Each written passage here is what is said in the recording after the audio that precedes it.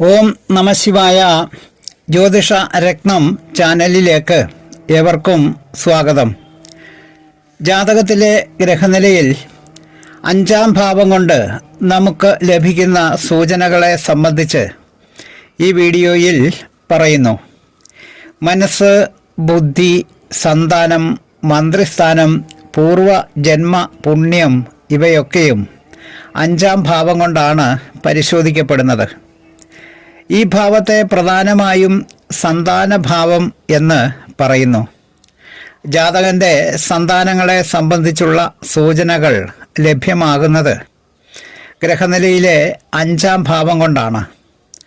5-ാം ഭാവത്തിൽ ശുഭഗ്രഹം നിൽക്കുക, 5-ാം ഭാവത്തിലേക്ക് ശുഭഗ്രഹങ്ങളുടെ ദൃഷ്ടി ഉണ്ടാകുക, 5-ാം ഭാവത്തിന് പാപമദ്യം ഇല്ലാതെ വരിക, 5-ാം ഭാവത്തിന് പാപഗ്രഹങ്ങളുടെ ദൃഷ്ടി ഇല്ലാതെ വരിക, 5-ാം ഭാവത്തിൽ പാപഗ്രഹങ്ങൾ ഇല്ലാതെ വരിക തുടങ്ങിയ ലക്ഷണങ്ങൾ കണ്ടാൽ 5-ാം ഭാവം കൊണ്ട് ചിന്തിക്കുന്ന എല്ലാ കാര്യങ്ങൾക്കും ശുഭത്വവും, നേരെ മറിച്ച് 5-ാം ഭാവത്തിൽ പാപഗ്രഹങ്ങളുടെ സ്ഥിതിയും, ഭാവത്തിലേക്ക് പാപഗ്രഹങ്ങളുടെ ദൃഷ്ടിയും, ഭാവം പാപഗ്രഹങ്ങൾക്ക് മധ്യത്തായി വരിക തുടങ്ങിയ പാപബന്ധങ്ങൾ ഭാവത്തിന് ഉണ്ടാകുമ്പോൾ ഭാവം കൊണ്ട് ചിന്തിക്കപ്പെടുന്ന വിഷയങ്ങൾക്ക് അശുഭത്വവും ഉണ്ടാകുന്നു.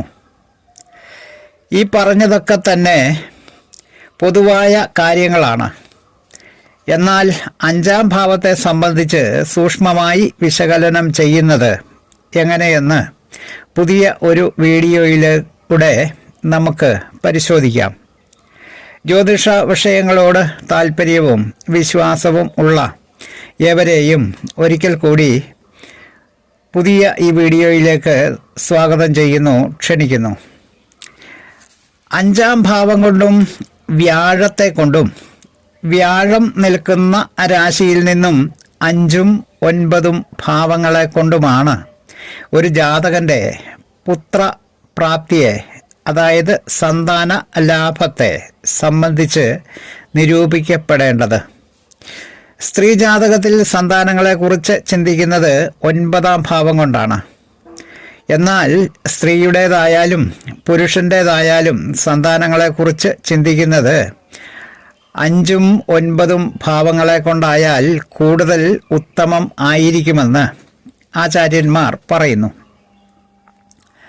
ശനിയും ബുധനും നപുംസക ഗ്രഹങ്ങളാകയാൽ പുത്രസ്ഥാനത്ത്, അതായത് 5-ാം ഭാവത്തിൽ നിൽക്കുന്നതും മറ്റെവിടെയെങ്കിലും നിന്ന് പുത്രസ്ഥാനത്തിലേക്ക് ദൃഷ്ടി ചെയ്യുന്നതും, കന്നി, മകരം എന്നീ രാശികൾ പുത്രസ്ഥാനങ്ങളാകുന്നതും, അതായത് സന്താനഭാവം ആകുന്നതും പുത്രലാഭം ഉണ്ടാകുന്നതിന് തടസ്സം നിൽക്കുന്ന ഗ്രഹസ്ഥിതികളാണ്.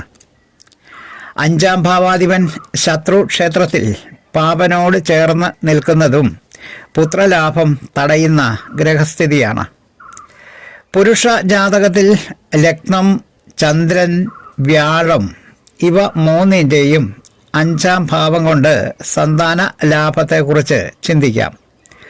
സ്ത്രീ ജാതകത്തിലാണെങ്കിൽ ലഗ്നം, ചന്ദ്രൻ, വ്യാഴം ഇവ 3ൻ്റെയും 9-ാം ഭാവം കൊണ്ടും സന്താന ലാഭത്തെക്കുറിച്ച് നിരൂപിക്കാവുന്നതാണ്. ലഗ്നത്തിൻ്റെയും ചന്ദ്രൻ്റെയും ഗുരുവിൻ്റെയും 5-ാം ഭാവത്തിൽ ശുഭഗ്രഹങ്ങളുടെ സ്ഥിതി ഉണ്ടായിരിക്കുക, അല്ലെങ്കിൽ ശുഭഗ്രഹങ്ങളുടെ ദൃഷ്ടി ഉണ്ടാകുക തുടങ്ങിയവ ഉണ്ടായാൽ ജാതകന് തീർച്ചയായും സന്താന ലാഭം ഉണ്ടാകും. ലഗ്നത്തിൻ്റെയും ചന്ദ്രൻ്റെയും ഗുരുവിൻ്റെയും 5-ാം ഭാവത്തിൽ പാപഗ്രഹങ്ങളുടെ യോഗമോ ദൃഷ്ടികളോ ഉണ്ടാകുകയും ശുഭഗ്രഹങ്ങളുടെ യോഗമോ ദൃഷ്ടിയോ ഇല്ലാതെ ഇരിക്കുകയും ചെയ്താൽ ജാതകന് സന്താന ലാഭം കുറവായിരിക്കും.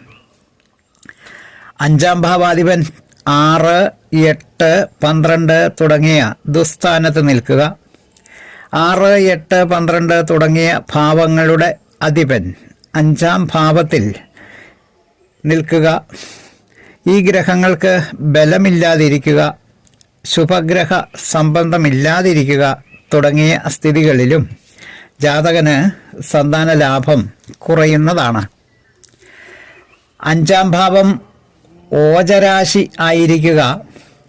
5-ാം ഭാവാധിപൻ പുരുഷ ഗ്രഹമായി ഓജരാശിയിൽ നിൽക്കുക. ഇതോടൊപ്പം വ്യാഴവും ഓജരാശിയിൽ തന്നെ നിൽക്കുന്നു എങ്കിൽ ജാതകന് പുരുഷ സന്താനങ്ങൾ അധികം ഉണ്ടായിരിക്കും. 5-ാം ഭാവം യുഗ്മരാശിയാകുക. 5-ാം ഭാവാധിപൻ സ്ത്രീഗ്രഹമായിരിക്കുക. 5-ാം ഭാവാധിപൻ യുഗ്മരാശിയിൽ സ്ഥിതി ചെയ്യുക.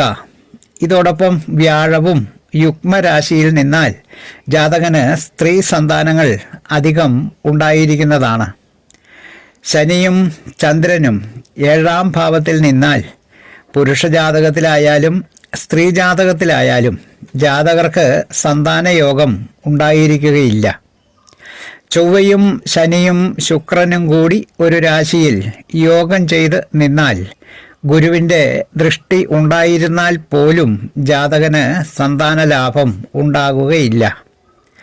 ഇങ്ങനെ നിരവധിയായ ലക്ഷണങ്ങൾ 5-ാം ഭാവവുമായി ബന്ധപ്പെട്ട് ഉണ്ട്. ഏറ്റവും പ്രധാനപ്പെട്ടത് തിരഞ്ഞെടുത്ത് പറഞ്ഞതാണ്. വീഡിയോ ശ്രദ്ധിച്ച എല്ലാവർക്കും നന്ദി, നമസ്കാരം. തലക്കുറി, ജാതകം, വിവാഹ പൊരുത്തം, മുഹൂർത്തം, പ്രശ്നം തുടങ്ങിയ ജ്യോതിഷ സംബന്ധമായ സേവനങ്ങൾക്ക് 9652322894 എന്ന ഫോൺ നമ്പറിലോ വാട്സപ്പിലോ ബന്ധപ്പെടാവുന്നതാണ്. സ്നേഹപൂർവം മോഹനൻ ജ്യോത്സ്യർ, ജ്യോതിഷ ആചാര്യ. ഓം നമഃ ശിവായ.